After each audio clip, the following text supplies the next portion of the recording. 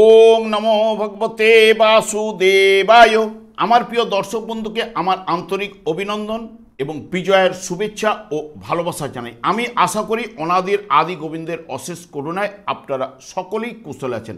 আজ আপনাদের কাছে যে বিষয়টি নিয়ে আলোচনা করতে চলেছি, শনিদেব পূর্ব ভাদ্রপদ নক্ষত্রে প্রবেশ করতে চলেছে। তাই বৃশ্চিক রাশি বা বৃশ্চিক লগ্নের জাতক জাতিকাদের আপনারা কেমন ফল পেতে চলেছেন তা আমি আচার্য কমল শাস্ত্রী আপনাদের কাছে এই ভিডিওতে বিস্তারিতভাবে আলোচনা করব। ধৈর্য সহকারে আপনারা ভিডিওটি দেখবেন। দেখুন, বর্তমানে বৃশ্চিক রাশি বা বৃশ্চিক লগ্নের জাতক জাতিকাদের ক্ষেত্রে পঞ্চমভাবে শনি কিন্তু অবস্থান করছিল এবং পঞ্চমভাবে শনিদেব আপনাদের ক্ষেত্রে এমনিতেই অশুভ কারক গ্রহ এবং শুভ ফল সেই মতো কিন্তু প্রদান করতে পারে না এবং বক্রতার মাধ্যমে শনিদেব অবস্থান করছিল 28শে নভেম্বর 2025 পর্যন্ত বক্রতার মাধ্যমে কিন্তু অবস্থান করবে। বর্তমানে বৃহস্পতি 3 অক্টোবর 2025-এ বৃহস্পতির নক্ষত্রে অর্থাৎ পূর্ব ভাদ্রপদ নক্ষত্রে প্রবেশ করবে।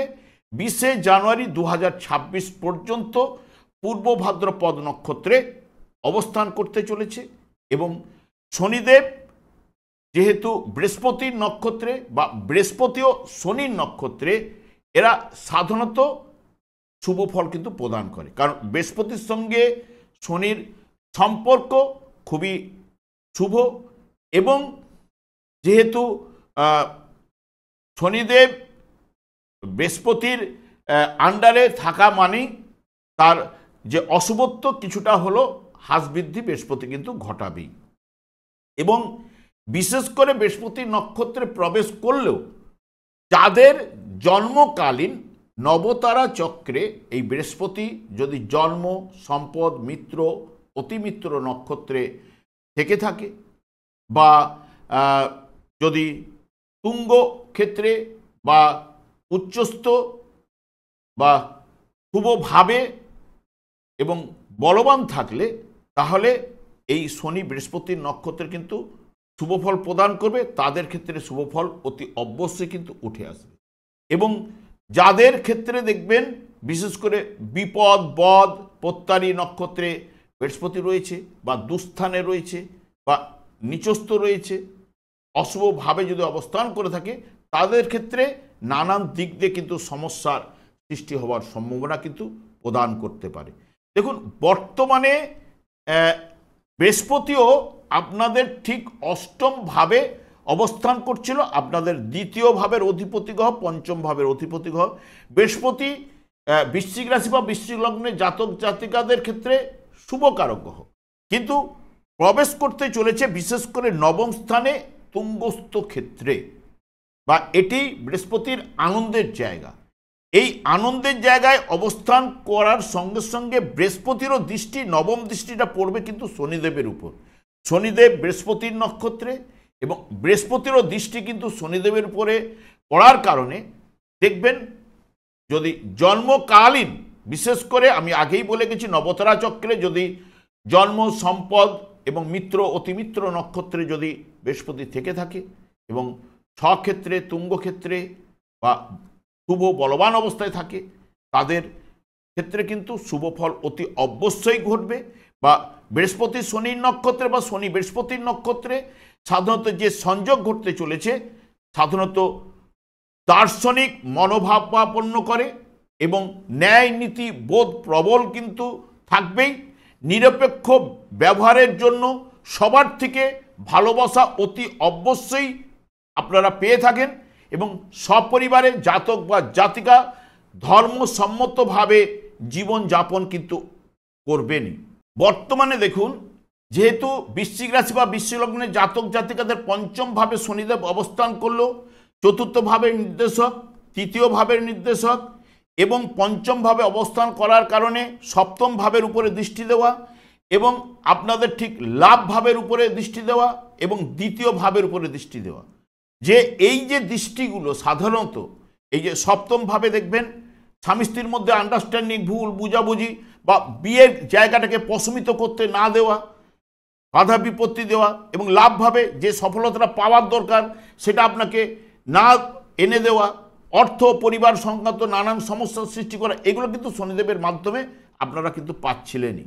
এবং এই যে শনিদেব বৃহস্পতির নক্ষত্রে প্রবেশ করার কারণে, বৃহস্পতিও দেখুন আপনাদের ক্ষেত্রে 17 তারিখ পর্যন্ত অষ্টমভাবে ছিল, কিন্তু আপনাদের ক্ষেত্রে অষ্টমভাবে থাকলেও যেহেতু শুভকারক গ্রহ, কিছু না কিছু নিজের নক্ষত্রে শুভ, কিছু না কিছু যেহেতু পঞ্চম ভাবের অধিপতি গ্রহ, তো অর্থভাবের অধিপতি গ্রহ হয়তো অপ্রত্যাশিতভাবে আপনাদের কোনো না কোনো লাভ ঘটিয়েছে বা অর্থ বা জায়গাটাকে নিয়ে এসছে।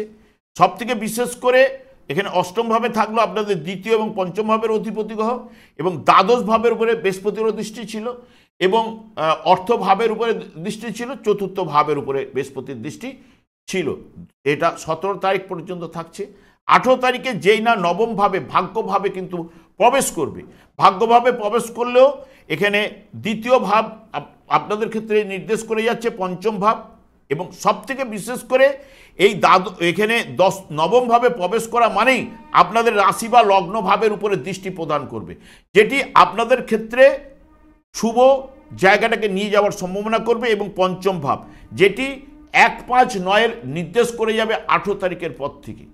18 তারিখের পর থেকে 1, 5, 9 মানে জাতককে এই কোন ভাবগুলোকে পেয়ে যাওয়া, জাতককে যে কোনোভাবেই কিন্তু বৃহস্পতি যেহেতু আপনাদের ক্ষেত্রে শুভকারক গ্রহ, সৃষ্টিধর্মী কাজ করে থাকে, তাই এগিয়ে নিয়ে যাওয়ার প্রবণতা কিন্তু দেবেই। কিন্তু জন্মকালীন বৃহস্পতিকে শুভ বলবান থাকতে হবে, এটা কিন্তু মাথায় নিতে হবে। যার শুভ বলবান না থাকবে তার ক্ষেত্রে কি শুভ ফলগুলো উঠে আসবে? কখনোই পাবে না। এখানে দেখবেন এইখানে প্রবেশ করা মানেই রাশিভাবের উপরে দৃষ্টি, যেটি স্বাস্থ্য বিষয়ে উন্নতি কিন্তু ঘটাবেই, আত্মবিশ্বাস অর্জন নিয়ে আসবে, এবং প্রভাব প্রতিপত্তি বৃদ্ধি, বিদ্যা চর্চার ক্ষেত্রে সফলতা, বুদ্ধিমূলক কাজকর্মে অগ্রগতি। এখানে বিবাহের যোগগুলো এতদিন আপনাদের বাধা বিপত্তি পাচ্ছিলেন, বিবাহের যোগগুলো কিন্তু নিয়ে আসবে, এবং কর্মের উন্নতি এবং সন্তান লাভের যোগও সৃষ্টি করবে।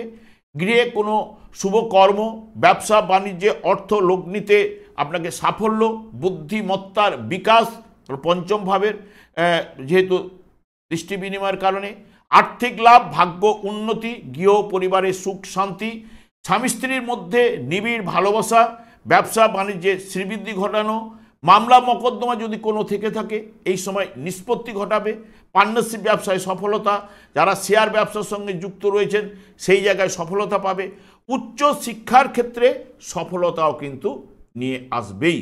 এবং বিশেষ করে বর্তমানে দেখবেন বৃশ্চিক রাশি বা বৃশ্চিক লগ্নের জাতক জাতিকাদের ক্ষেত্রে এই যে বিভিন্ন সমস্যার মধ্যে শনিদেব পঞ্চমভাবে আপনাদের শুভকারক গ্রহ নয়, নানান দিক দিয়ে সমস্যার মধ্যে ফেলেছিল, এই যে বিভিন্ন সমস্যা সমাধানে আপনারা কিন্তু সচেষ্ট অতি অবশ্যই হবেন।